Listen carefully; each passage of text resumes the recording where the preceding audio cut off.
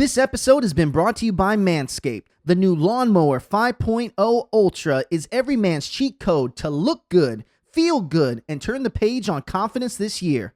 Go to manscaped.com, use the code GOLTS20 for 20% off plus free shipping today. This week on the Heart of the Gulch YouTube show, we sit down with musician slash songwriter Matt Oakley. In today's Walk the Line episode, Matt gives us an amazing performance of his single, Party on 95. Let's check out the episode.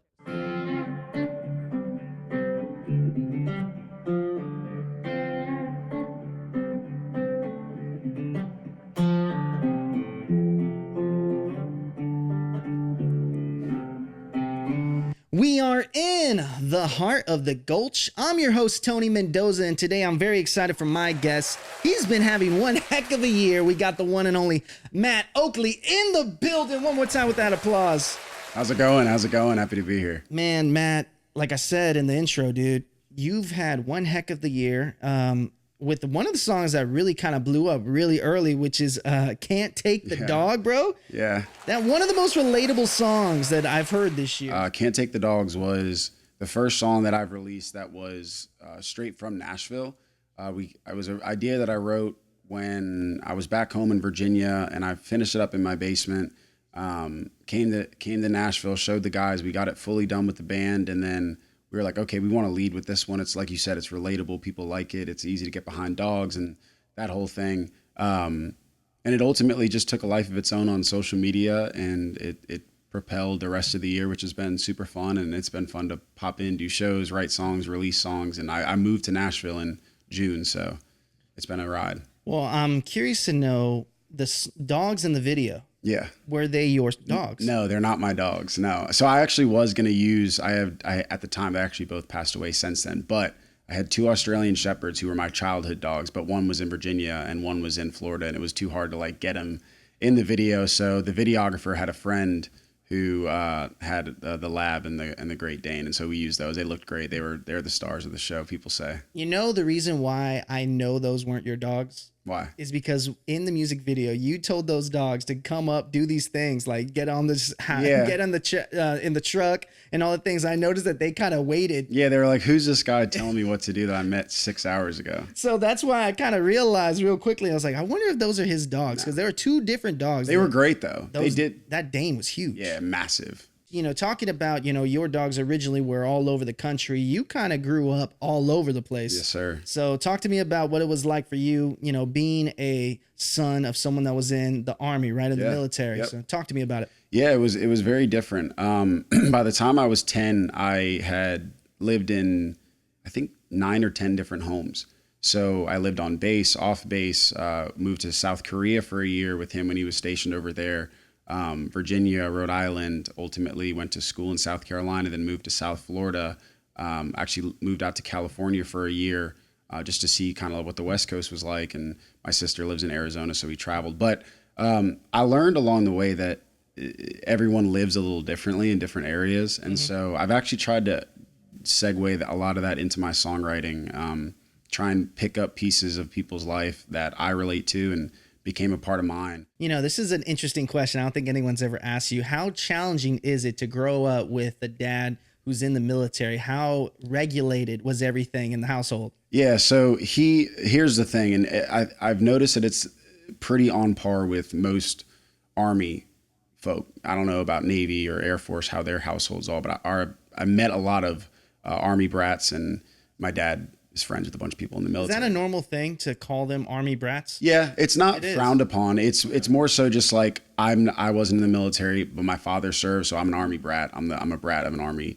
soldier. It's very common. I don't look at it as like a bad thing. Yeah, I was nervous about saying that because at the same time, you don't ever want to come off. You also, I think if you had a problem with it, you'd get roasted pretty quick for being too sensitive about being called an Army brat. That's what I am. So. But as far as to answer your question, he had his rules, but then he also had his learn on your own type mantra. He was, all his buddies say, when he was in basic and he was just starting out as an MP, he was like a real loose guy. Like he grew up in the Northeast. And so he didn't really love to follow the rules, but he learned pretty quick that there are some you have to follow and there's some you can get away with. I think that translated into his parenting pretty smoothly. And I love my dad. I think the way that he parented very strong at times, but then he also let me F up, for lack of a better word, and learn on my own. So it was a good balance of both. It takes a lot for someone to create a song like Soldier's Son. Mm-hmm. And that being at the time that we're filming this is a newly released song. So shout out to you, bro. It takes a lot for someone to look up to their family and their parents, whether it's a woman or a man, and develop a song dedicating the song to them. So what was it like going through that writing process of, talking about someone that means a lot to you, but also making it relatable for other Army brats? Yeah. So I had no intention of writing that song. Like I normally have ideas that sit on my mind for like 6 months to a year. And I'm like, I eventually want to write that. This one, I was actually going over to his house. He lived about 30 minutes away from me in Florida.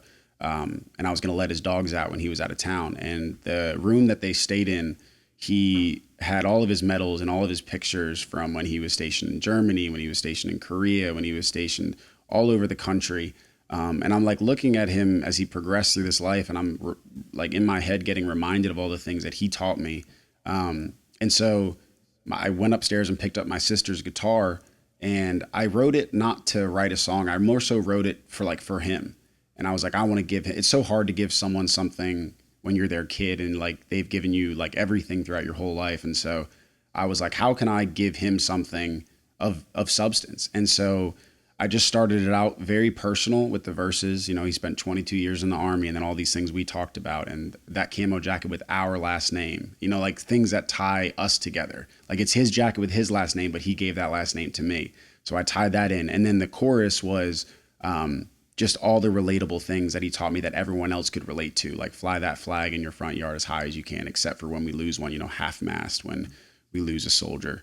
And so I tried to just make it relatable, and I tried to make it personal to him and me. And the first couple of times I played it for him, he teared up, and it's cool to know that I set out to write it for him and it hit him in that way. So, it's crazy. I have such an appreciation for my dad. Dad, I love you.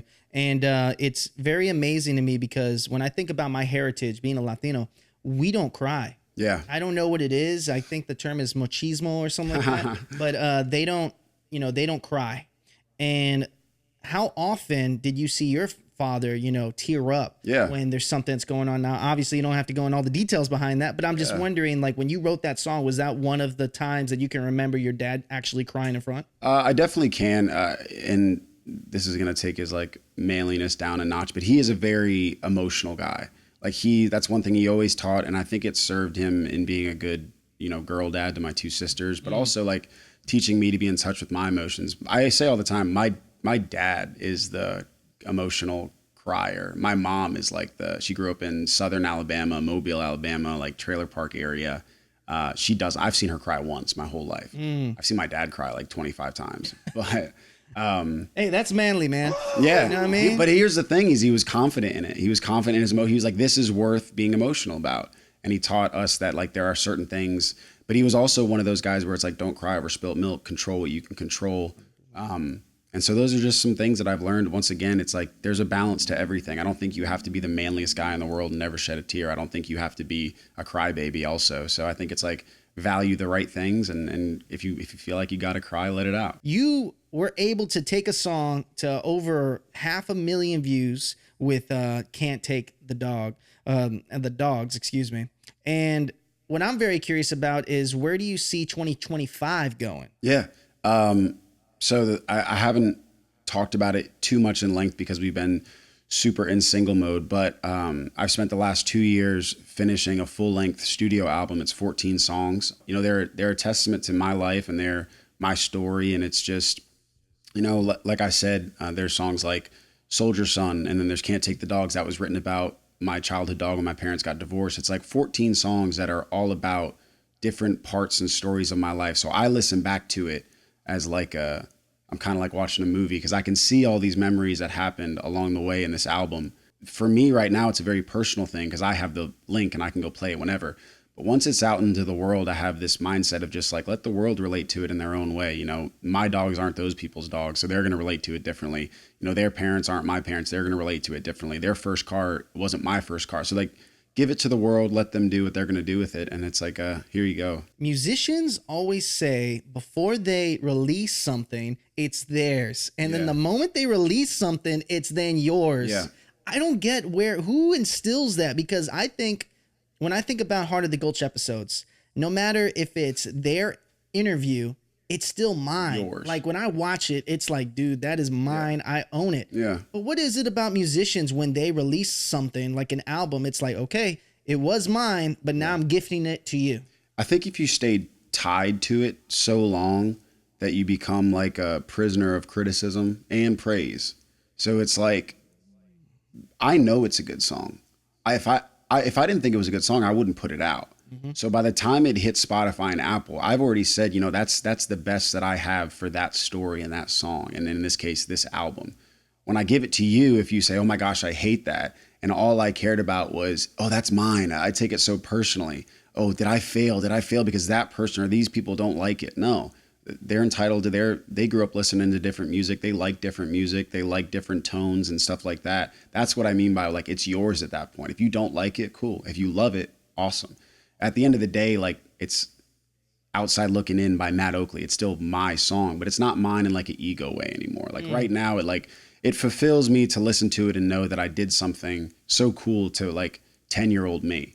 I listen back to it and I'm like, I'm 26 now. And if I were to see myself 15 years ago, I would think that I hit the lottery. And so to get caught up in who likes it, who doesn't, how many streams it's getting, how it's performing, I don't think you can look at it like that. And so give it to the world and let the world decide if they like it or not. Did you record all of the stuff, all the album outside of Nashville? Yeah. So what's that like when you move to Nashville, where there's the best of the best recording studios, the best of the best studio musicians? Yeah. Does it make you feel like you want to redo it? Absolutely not. And so when I say record, it was done at a studio in South Florida. The instrumentation was all with session players. Every single song on there was in studio over at Ronnie's place with the best of the best in Nashville, on call session players, like let's go make a hit kind of guys. Mm-hmm. So shout out to them. They brought it to life in a way that I could never. Yeah, I mean, they're the most talented people you'll ever see. If you ever sit in a session, and this is to anyone out there, if you sit in a session, you chart out the song. I come in with an idea that I've written on a guitar, and we play it over the speakers in this big studio room, and then in the control room, it's called. And then all the players sit down and listen to it. What vibe are we feeling? Which direction do we want to go? And then they sit on it for like 5 minutes. All right, let's listen to it one more time. They listen to it 2 or 3 times, and they go and they take 40 minutes and it's the best song you've ever heard. And so the instruments were recorded in Nashville. The vocals were recorded in South Florida at a studio called Clear Track Studios. And they've got they're at a multi-million-dollar studio. They've got the best of the best. So in no way, shape, or form do I think this album could be any better than it is. I think it's the best version of this piece of art, whatever you want to call it, that it could be. And I'm really proud of it at this point. So how many singles did you do this summer? Yeah, there we go. I love that. Single This Summer was one of them. I think it was 3. So Can't Take the Dog, Single This Summer, Soldier Son. And then Party on 95 was a fall release. So in total this year was 4 singles.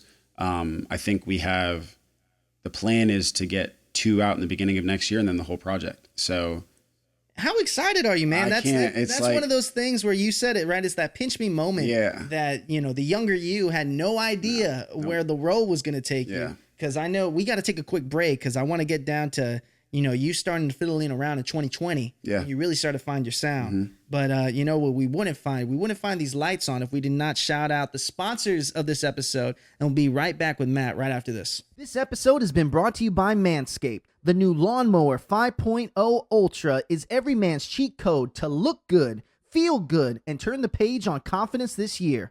Go to manscaped.com, use the code GOLDS20 for 20% off plus free shipping today. So before we took our break, I really wanted to touch on, 2020 and when you were really starting to develop your sound. What made you reach into the music bag? The fact that we couldn't do anything. We couldn't go outside. We couldn't go out and explore in the world. It locked us in the house. And so when I was little, I was always, listening to songs and trying to sing and trying to write my own songs, but never in a serious way. It was all stupid like notepad stuff or like iPhone I touch. I would play like a guitar on YouTube and hit record and sing so that the phone was picking up the computer and my voice. You could do that on an iPad Touch? It was just a voice memo thing. So I'd have a computer that was playing guitar, and then I would record and I would sing over it so that the recording was picking up me and it was the worst sounding things you've ever heard. I hope that they're blasted out of the cloud. I don't even think the cloud was a thing, but damn, that's crazy. So then I was in the house for a year during 2020, and we had a piano, and I just taught myself the basic chords, and I started doing covers, and I posted one on TikTok, and it got like 40,000 views. First one was like kind of like a hip hoppy country thing called Dive Bar, and it did well. And then so it once again just took legs of its own. I did a couple shows. I did CCMF. I did a festival that was right before I came to Nashville for the first time. And it was just this constant, like, slow roll of the right things happening. It wasn't like one big moment, or it wasn't like a eureka type thing. It was more so, I love this and I'm going to keep doing it. And I dove into it and I'm going to finish it. You know, it's so interesting you say that, because I feel that the people that make the names here in Nashville, the folks that actually make waves in Nashville, aren't necessarily looking for it.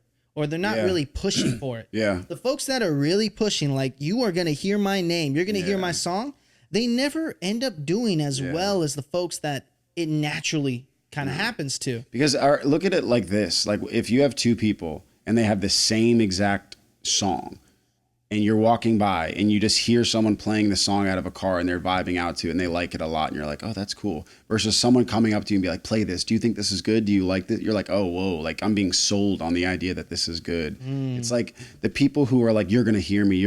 One day I'm going to be the, it's like, okay, there's so many people doing this and there's so much music out there. Make the best music you can make. And once again, you give it to the world, and they say whether or not they like it or not. And if they do and they love it, you'll see the authentic, organic, like, spread and spider web of it. So I think you have to market your music, but I think once again, it just all goes back to being authentic. You don't want to be like pushy. I love that. So speaking about working, and what are you working on in 2025 that you're looking forward to when it comes to shows, visuals? Because one of the things that really made, that song pop with, Can't Take the Dogs is the visual. Yeah. It's simple, it's fun, and it's relatable. It follows the story perfectly.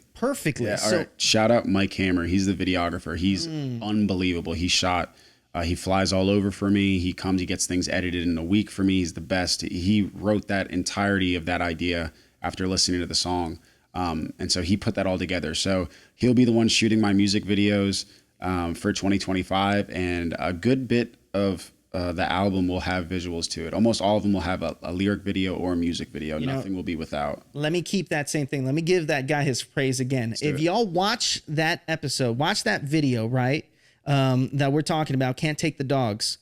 Dude, a car is not that big, all right? A car, when you watch a movie, they usually have two different visuals for the car. The person on the side shot and the front shot. Watch how many shots are shot in that car from different angles. Yep. That is something that people don't realize. So I want y'all to check out that music video right after this and see how many different shots are shot inside a vehicle. So shout out to that videographer. Mike Hammer, love you, man. Love you. So let's talk about 2025 and give me some ideas that you got for maybe some music videos, and then we'll move on to shows. Yeah, so my mom has a lake house up in Lake Anna, and it's just this beautiful big property. The focus track for the album, not the title track, but the focus track, is called Something Southern. And it's just about, with everything going on in the world today, I just need to take a step back and I need something Southern. And so we want to shoot a music video at that lake house that I've spent endless summers going to, and fishing and swimming and doing all that grilling and fires and everything. It's like, once again, goes back to the authenticity of, like, I could find a million other places to do it. But the fact that it's it was part of my life before I even started music, and going back there to do it. So that's a special one. So eventually when the Something Southern music video comes out, that just this little Easter egg of, like, that's a place that's near and dear to my heart. I think that's so amazing that you're open to being so yourself. Yeah. I think a lot of people, especially in Nashville, I'm not going to call it any names, but they're anything but want to be themselves. Yeah. They're open to seeing where the system takes you. Yeah. And I know you know this now, being here in Nashville, that the machine of the music industry, It'll bro, suck you in, man. it takes you places where you don't never even thought you wanna- would do. Or maybe you don't want to go. So, and here's what I'll say. I wasn't always like that. Like I said, in the beginning, when I first, and take everything with a grain of salt when you start making music or any passion of yours, it was all me guessing, what do I think people might like? Oh, people might like more of a pop feel. People might like more like jumbled melody versus like, what do I think's good? What did I grow up on? The Rascal Flatts, the Keith Urbans, the Rodney Atkins, the music that I love and I listen to daily. I wasn't even comfortable leaning into because it wasn't cool or what I thought people might like or whatever. And then one night it was just a wake up call and I was writing a song and I was like, I literally don't even want to be writing this song. Let me write something that I want to write about. And I wrote about the weekend prior, me and my buddies were at this dive bar in Conway, South Carolina called The Coop. And I just wrote about that. And I wrote it in like 30 minutes and it was the first single that I put out and it went great. I think it has like 400,000 streams. It's done like just so good. And it was something that was just like me saying, I'm going to be me now. And from that moment, I've been me ever since. And the peace that I've found like in my day-to-day life, not even in music, has been unbelievable because of that. I want you to talk to the viewers real quick that are watching this from all over the place. What advice can you give them to just be themselves, even if they don't think that's the popular thing to be? For sure. I'd say it's as simple as this. You can be yourself or you can be somebody else.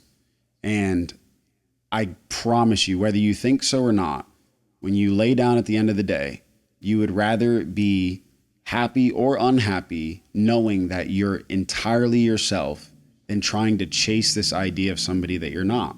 And so, you have people who copy people's sounds, or you have people who buy an outfit only because somebody else wore it, or are heavily influenced by influencers. We're in an influencer generation. And I'm not a huge social media person. I try not to buy into it too much.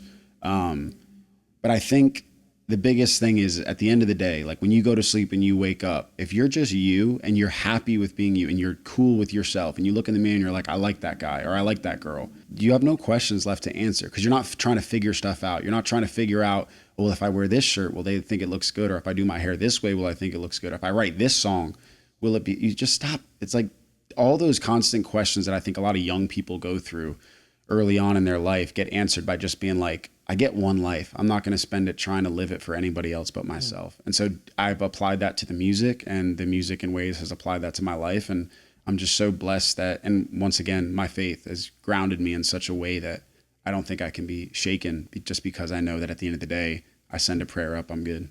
Since you've went all over the map, lived all over the map, first of all, where in South Carolina? Myrtle Beach, Conway. Oh man, dude, that's a fun area in the United States. Cool. So we talked about something Southern, right? What team do you root for? So like I said, my mom's from Alabama. I know you're not going to be a fan of this because you said you're a fan of who? Well, I'm a graduate of Texas A&M, so I know I'm wearing this shirt for you guys, and it's honestly just because I bought this retro shirt, and I'm hoping that these guys don't beat my Aggies, so keep going. So growing up, and even now, I'm a big Alabama fan, but I'll say because a lot of my life was spent in Virginia, I do root for the Hokies. I'm a VTech guy. So wow. It's a little bit of both of those. I'm not the biggest college fan, but I do turn on the Alabama game and watch it anytime it's on. And I've been to a ton of Hokie games. So, and the atmosphere in Blacksburg is, I don't know if you've ever been. No, I've never out been. in the I mountains, forget they're freezing around. cold, I won't lie but to you. it is Enter Sandman's playing and the whole place is going crazy. And then people are going downtown. Funny story, real quick, sidetrack. At Coastal, after my first year, I applied to Virginia Tech to transfer there because I grew up big fan of them. Got accepted, enrolled, got my orientation. And then a week before classes started, I was like, I don't want to go. I want to go back because I just always wanted to be more South. And I went back to South Carolina, and that winter I didn't have a place to live because it was so late. I couldn't find an apartment. And so I moved in with my buddy's family for a semester. And that was where I made my first song with him. We sat down and wrote a song. So I think if I didn't make that decision to move back, there's a massive chance I never would be making music. So Well, you talk about the South and wanting to be Southern, right? So, well, not wanting to be Southern, but wanting to be around the Southern culture. So talk to me about 2025. Are you thinking about doing any kind of shows in the Southeastern United States? Yeah. So my big goal, like I said, get the album out and then go into show mode. I'd love to do all the festivals, the CCMFs, the Barefoots, the Greenville Fest, all those. I've done CCMF before. We've been in talks about getting that back off the ground this year. We went into album mode and it was like, all right, no shows. We'll do a couple pop-ups, but it's like, get this project fully finished and then have songs that you can promote. And so the goal is do all the festivals in the summer, and then in the fall, once the songs and the album has been out for a good bit, do a little Southeast college tour run and play a couple like smaller size caps and just build that authentic, like we always talked about this whole time, just authentic fan base, talk to them, have a beer with them, play good music. Which one do you think will be the funnest to do? It's hard because, there's a venue that, Morgan Wallen used to play at in Conway called the Boathouse, and he's talked very highly of it. And me and my friends have been plastered at the Boathouse, timeless amounts of times. There's a hill and there's a little stage, and the reason it's called that is to listen to live music. People can pull their boats up in one of the inlets and listen from their boats, and then you have people in the crowd. And so I think that'll be, once I get the full band there, and get that rocking, that'll be a real fun one. So give me the list. What do you want My goal, to happen? Dream? Yes. I'd love to play Georgia. I would love to play Clemson. I would love to play Alabama, Auburn.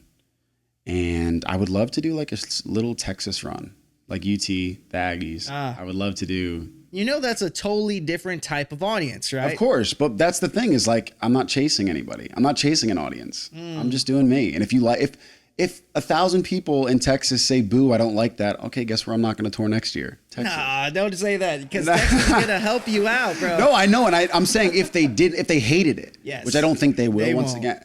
But it's like, I think you can't just be like, I'm not going to do that because there's a different audience. Oh, no. Texas is... I'm really excited for Texas. They get rowdy. Well, not only that, they are so prideful when it comes to the military. Yeah, huge. Literally, you could come up to any of the places. Shout out to Flores, shout out to Green, shout out to all the folks out there in Texas, all the venues. If you just talk about the military first off, you won the crowd. Well, I start every set list, and rest in peace, Toby Keith, with courtesy of the Red, White, and Blue. Just because it comes in, my daddy served in the Army. I can immediately feel like myself while singing a song that people are singing back. And so it's like me relating to myself and them relating to a song they know. And it's like, all right, let's have a crazy 45 minutes and drink beer and sing country songs and listen to new songs that you've heard and some throwbacks that I throw in there. So I'm really excited for a Southeast, South, maybe Midwest type run. And if it keeps going and loops back around, let's do it. So I don't know. We'll see what happens. Before we go on to crowd noise, a couple questions that I got that I was just thinking off the top of my head. Does it ever freak you out a little bit that, who knows what's going to happen next year when it comes to music? So does that ever freak you out at all? It doesn't freak me out. It makes me excited. I'm like, let's go. I'm really like, a lot of my life, I'm an extrovert. I would consider myself an extroverted person, but growing up, moving around, it was like hard to find, like you kind of had to fight that feeling to be like, oh, I'm new, I'm shy, I'm this and that. I don't feel that with the music thing. I walked into it and I got to Nashville and I'm like, I just know like the music is it's rowdy, it's honky tonk, it's country rock. It feels so good. It's so different than anything that's being put out now. And I'm so confident in it where it's like, whatever comes from it is going to be the right thing. So I wouldn't say I get freaked out. I get, maybe the word would be like excited, anxious. When you're on stage, what's the first thing that you're looking at? You're looking at the people fans? People that I've never met before singing the songs. I played Patriots Fest in Aurora, Illinois, and I sang Can't Take the Dogs, and people in different spots of the crowd were singing the chorus. And I was like, what the heck? Like this song doesn't have millions and millions of streams, but it's got enough. It's got enough where a handful of people are out there already singing the songs, and we're still, like I've told you before this, we're like in the ramping of it. And so to look out and see that is like, all right, now I want everyone singing it. We got a section on the show called Crowd Noise where you got to answer some questions from some friends. Let's do it.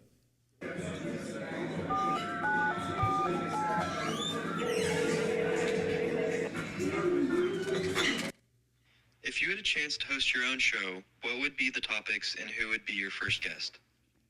I think it would have to be about music just because that's what I know, but and maybe like in the creative way. I don't know what I'd call it, but I would call on writers, like Nashville writers. Maybe like call it like the rounds because everyone does rounds. I think people give so much credit to artists that I would love to find a way to highlight the writers behind these songs. Because you sit down in a session with a real writer and you're like, oh, that's how you're supposed to do it. They think unlike anything else. Unbelievable. It's amazing because you're in this town, in this show, we've had a few folks that are just plainly songwriters and make music along the way. And they have their hands in so many other musicians' work. Yeah. It's wild that Nashville's like that. But speaking on that same thing, you know, this show idea, would it be a podcast? Would it be an actual show? What would the idea of the show I'd say be? podcast like this. This feels so good. This feels so organic. It's like replicate what works and what feels right. I would feel so awkward with some big old crazy like set and like this is beautiful. This is like welcoming and it's professional and it's everything. It's like if someone's going to come down there and sit across from me, you want them to be like comfortable in the way that you've done it for myself and so many people. Oh, I appreciate it, bro. Yeah, hats off to you. Screw my show. This guy's got an unbelievable thing going. So you know what's amazing is that the fact is that a lot of times when people do interviews, and we'll touch on it, we're not going to talk about the specifics in interviewing, but I wonder this: when you do an interview as a musician, and for the people that don't know the difference, how can you tell one interview is excelling and what interview is just plain Jane every day? Whether or not I want to answer the questions. I think that's, and I'm laughing because there's been so many questions where I'm like, I don't even want to. How did you write this song? I will go watch the 5 other ones I just did and gave the same exact answer versus like diving a little deeper and like, and that's nothing against any interviews I've done. I've done some incredible interviews, but there's just the occasional question that keeps coming up. And it's like, if you get 2 or 3 in a row where you're like, I just don't really want to answer that, then you know it's kind of like coming to an end versus one where you're like, I could sit here and talk for another hour, you know? It's wild that I realize as an interviewer, and I don't know if you guys notice this that are watching the show, that when I ask those questions, the typical questions are who are your influences and all these things. Yeah. I've zoned out. Yeah. I'm not even in I've been waiting for you to be like, who are your biggest influence? Because that's like the number one question. It's understandable. Yeah, but it's also like, I mean, it's fair. It's great. It's a fair question. It is, but I'm saying for me, it's like, how many times can I give the same 3 names every single? How about you switch it up? Because I don't want to lie. Well, I mean, you could switch. There's a lot of influences, bro. But you just said my biggest ones. Oh, well, fair, but I'm just talking, like, for example, my biggest influence in music. Hold on, I'm going to cut you off because if you were to say, who are your biggest influences? And I say Riley Green, Morgan Wallen, Cody Johnson. And then I go do an interview and they're like, who are your biggest influences? Jason Aldean, Kenny Chesney. And then I go do another one and I'm like, Tim McGraw, Toby Keith. They're gonna be like, this guy's just. You can expand on it though. It's my point. Yeah, but I also try to give flowers to the people I really believe in as like writers and artists. Okay, so Riley Green, Morgan Wallen. And then number 3 would have to be somebody old. I'd like to, it's always a toss up between like a Rodney Atkins or a Tim McGraw, somebody like that. What I'll say is when I answer that question, I try and answer it honestly because when people go to listen to my music, I would like them to hear bits and pieces of those artists blended together into mine. Well, you know, talking about blending together, let's see if that question isn't one that I have here. So the next question here, let's see. Whose fashion are you currently inspired by? Tecovas. I love Tecovas. Like a work jacket, a canvas jacket like this is a big time go to, especially when it gets colder. Carhartt, love Carhartt. I mean, I'm essentially wearing everything. I'd walk to Publix or the grocery store in this. So I feel like I'd come in and do a show in this. And it's like, I'm not going to wear sweats around all day. So I'd say just workwear would be my influence. Wish list for next year. Take the hypothetical a wish list, a complete wish list one where it was like, if things go absolutely right, I mean, whether it's next year or the year after, I want a plaque of some sort, like a real one. I like that. Like a gold. I want one of my records to go gold because I know they can. And part of me thinks it could be something Southern. I feel like that song is just, I listen to it and I'm like, this is not only me, but it's country radio and it makes you feel like rowdy and ready to go. I could perform it and get people going. So that's a great goal, bro. Yeah, I'd say a gold plaque, gold record. And then a goal, a realistic goal would be just the album to have a couple million streams and be able to go perform it and have people sing it back. Does the 500,000 that you got for the original song? Oh, so it applies. Yeah. So you need maybe another mil left. Well, I mean, like when I say there's 14 songs, so I'd like by this time next year for that album to be at like 5 million, 10 million streams. All right. Well, then there you go. We got that there. So my last two questions on the show.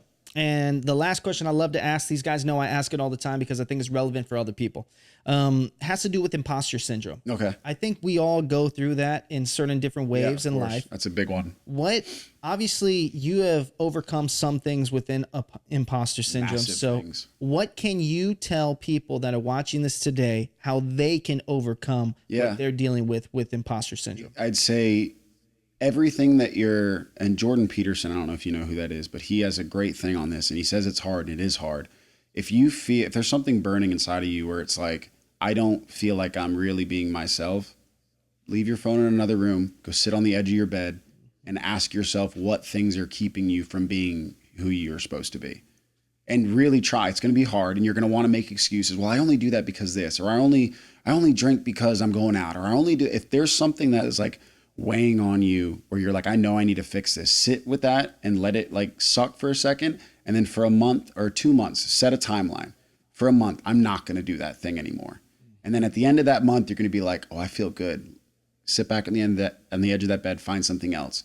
Do that for 6 months and watch the person you are at the end of the day. Almost kind of like 75 hard. Hard, yeah. Very similar. I don't know. When you talked about the drinking thing, I almost felt like you had a mirror in front of me because I feel bad. I mean, I've got one right now. Yeah, too. Fair. Cheers to that. Cheers. So, yeah. So, okay. So my last question. My last question on the show, 2025, top of 2025. Yep. What can the people expect from you? Probably the best song in terms of it's so different. It's so, everyone that I've written it with has been like, oh, this is just, you feel like an old soul listening to this. It's called Fire and Water. It's a real slow rock with it, like sway with it song. And it's a song, and I'm just going to talk about it because it's the writing on it is so unbelievably fantastic. Brandon came up with the idea, and it was me, Brandon Hart, David Ray, Phil Mosley. And we're sitting down at David Ray's house, and he floats out this fire and water idea, like we're just bad for each other. And I say, what if we flip it and we make it fire and water, where it's like we cancel each other out in the best ways. So it's like when my flame burns hotter, your rain pours again and rains me in type thing. Like that's like you calm me down when I'm too hot-headed, fire and water. And then the verses are like, there's some things that ain't meant for each other. And then it's like all these things that don't make sense, but then we make sense because we just cancel each other out in positive ways. And so that song drops in the beginning of next year. The writing on it is incredible. The singing on it is unlike anything I've done. It's very ballady, but guitar-y. It's an incredible song. So I'm excited for next year. Well, I'm excited to see what you do next year. Hopefully I can make a show when you come out next year. That's going to be fun. I'll get you at one of the bigger ones. Oh, well, I appreciate it. Yes, maybe the show will be on the road so we can check you out. Now, the way that we set up your Walk the Line episode is you look straight into that camera right there. You say your name and you say, this is how I walk the line, just like the Johnny Cash song. Yes, sir. And we will transition this to a song that I don't know what he's playing yet, but I'm excited for you guys to see it. So right after this, after the applause. My name's Matt Oakley, and this is how I walk the line.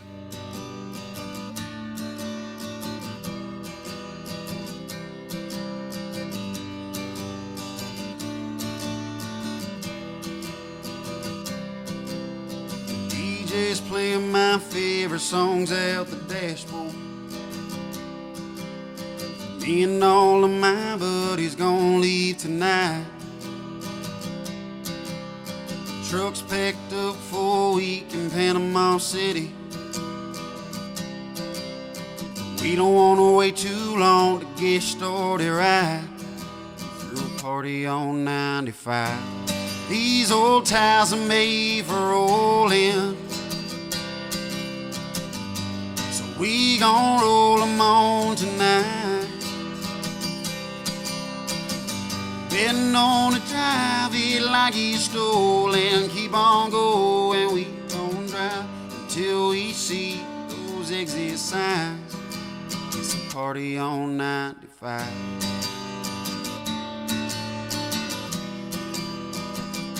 Light came on, so we pulled off to fill the gas tank. We might as well fill up that cooler too. Wave goodbye to that old shell sign, quarter mile past Eastern 45. We gon' take this out across state lines, through a party on 95. These old tires are made for rolling, so we gon' roll them on tonight. Betting on to drive it like it's stolen. Keep on going, we gon' drive till we see those exit signs. It's a party on 95.